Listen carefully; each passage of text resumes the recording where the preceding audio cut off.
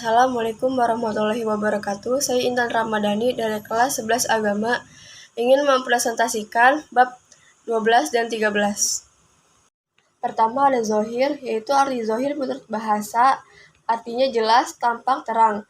Adapun menurut istilah, berarti suatu lafal yang tertuju pada dua makna tetapi lebih berat menuju salah satu makna yang lebih jelas, atau lafal yang menunjukkan makna dengan petunjuk atau qarinah yang kuat. Ada kemungkinan diarahkan ke makna yang lain. Sedangkan Asy-Syaukani mendefinisikan zohir sebagai berikut.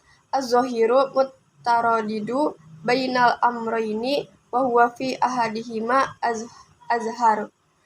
Zahir adalah lafal yang artinya berada di antara dua arti, namun salah satu di antaranya lebih jelas atau tidak tampak. Dari definisi di atas dapat dipahami bahwa zohir adalah lafal yang menunjukkan makna dengan petunjuk yang mencapai taraf zat atau suatu dalil yang memerlukan takwil supaya tidak terjadi kesalahpahaman, atau zohir adalah lafal yang memungkinkan memerlukan takwil.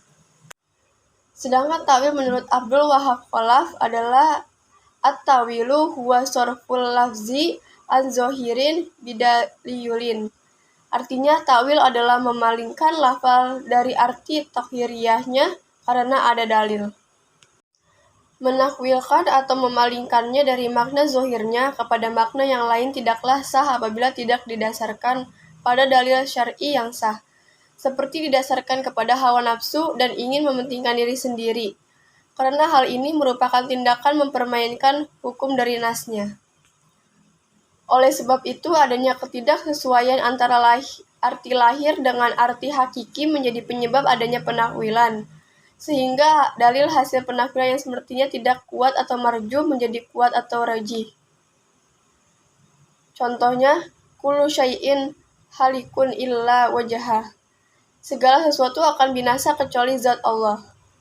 Quran Surat Al-Qasas ayat 88. Berikut syarat takwil adalah satu lafal yang ditakwil harus betul-betul lafal yang memiliki kriteria lafal yang boleh ditakwil dan masih dalam kajiannya. Kedua, takwil harus berdasarkan dalil yang sahih yang bisa menguatkan pada hasil penakwilannya. Ketiga, lafal takwil harus mencakup arti yang telah dihasilkan melalui takwil bahasa. Terakhir, hukum takwil adalah para ulama bersepakat bahwa takwil terdapat nas-nas yang berkaitan dengan persoalan furu' diperbolehkan. Adapun dalam hal-hal yang bersifat pokok seperti soal kepercayaan dan sifat-sifat Tuhan, para ulama berbeda pendapat. Bab 13 ada mantuk dan mafhum. Pertama ada mantuk, secara bahasa adalah yang diucapkan. Mantuk menurut istilah adalah suatu makna atau pengertian yang diperoleh dari susunan lafal itu sendiri, atau makna tersurat. Mantuk atau makna tersurat dari ayat tersebut adalah wanita yang dicerai dalam keadaan hamil wajib diberi nafkah oleh suami yang mencerainya. Adapun mafhum secara bahasa berarti dipahami. Sedangkan menurut istilah adalah dari pemahaman terdapat ucapan lafal itu atau makna tersirat.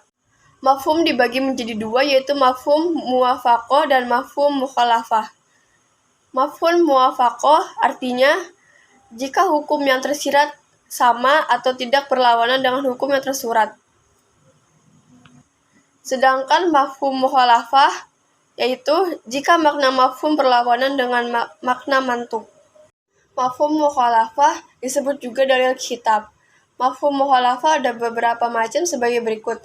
1. Mafhum sifat, yaitu menetapkan lawan hukum yang diambil dari sifat dalam mantuk. Kedua, mafhum ghayah, yaitu menetapkan lawan hukum yang diambil dari batasan yang ada dalam mantuk. Ketiga, mafhum syarat, yaitu menetapkan bahwa hukum yang diambil dari syarat yang ada di dalam mantuk. Sekian presentasi dari saya. Wassalamualaikum warahmatullahi wabarakatuh.